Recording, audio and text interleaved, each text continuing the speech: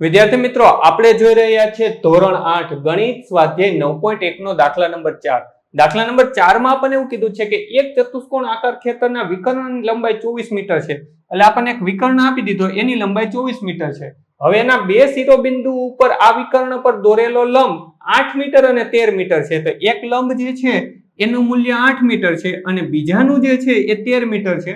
તો આ ખેતરનું ક્ષેત્રફળ ગોતો. હવે જો આ ચતુષ્કોણ સમલંબ હોત, સમાંતર હોત, આવું કઈ યુનિફોર્મ ચતુષ્કોણ હોત ને, કે આપણો ચોરસ હોત કે લંબચોરસ હોત, તો આપણે સીધું સૂત્ર મૂકી દે. હવે આવો અનિયમિતનું આપણી પાસે કોઈ સૂત્ર નથી, પણ આમાં મને બે વસ્તુ દેખાય છે. જો એક મને આ ત્રિકોણ દેખાય છે અને એક મને આ ત્રિકોણ દેખાય છે, અને ત્રિકોણનું ક્ષેત્રફળ ગોતવાનું સૂત્ર આપણી પાસે છે.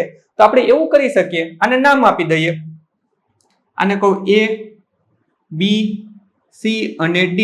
તો હું અહીં લખી શકું ચતુષ્કોણ ABCD નું ક્ષેત્રફળ.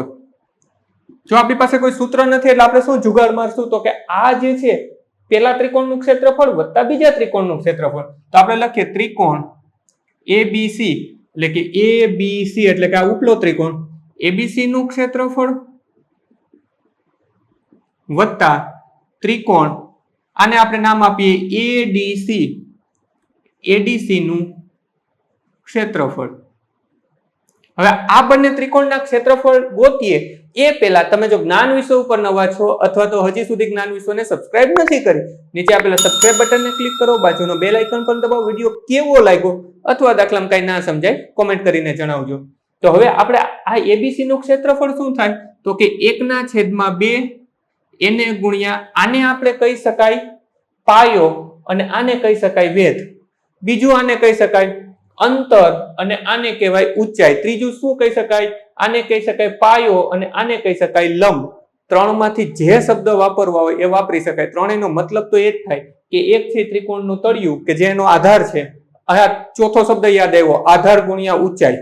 તો આપણે નોર્મલ યાદ રાખીએ જ લખીએ પાયો ગુણ્યા વેધ, એને વત્તા 1/2 ગુણ્યા પાયો ગુણ્યા વેધ. તો આપણે શું કરીએ, તો કે બેયમાં પાયો ગુણ્યા વેધ લખે. અંતર ઊંચાઈ રાખો, લંબ રાખો, આધાર અને ઊંચાઈ રાખો, બધાનો મતલબ સરખો થાય. અને કદાચ કોઈ નામ આપી દે, અહીંયા નામ આપી દે P અને અહીંયા આપી દે O, તો આને B અને O કરી શકાય. એવું તમે જે પણ નામ આપો એ આપી શકાય. તો અહીંયા હું લખું 1/2. પાયો કેટલો છે મારો, તો કે આધાર છે મારા 24, તો હું અહીં લખીશ 24. એને ગુણ્યા વેધ કેટલો છે એટલે કે ઊંચાઈ કેટલી છે, તો કે 13, હું લખી નાખું 13.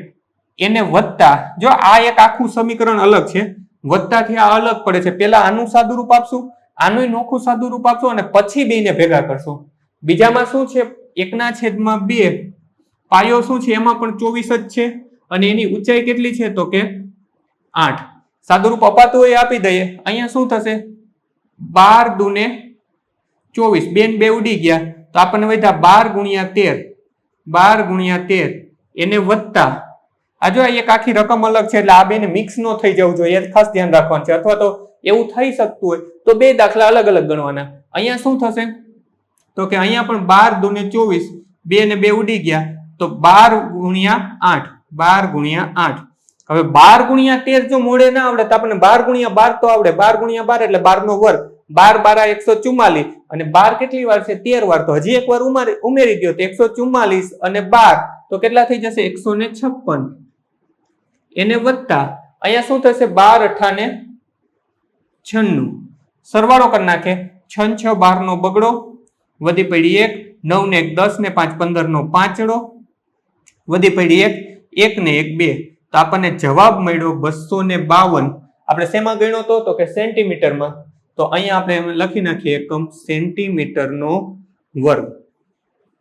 વિડીયોને પોઝ કરી ચોથો દાખલો પણ તમારી નોંધપોથી ઉતારી લ્યો, ત્યાં પછી વિડીયો ચાલુ રહેવા દેજો. ચોથા પછી પાંચમો દાખલો ફોટોની લિંક સ્વરૂપે આપી દઈશ, ટચ કરશો એટલે જોઈ શકાશે. સ્વાધ્યાયના બધા જ દાખલાની લિંક ડિસ્ક્રિપ્શનમાં આપી છે, તો ત્યાંથી પણ તમે જોઈ શકશો.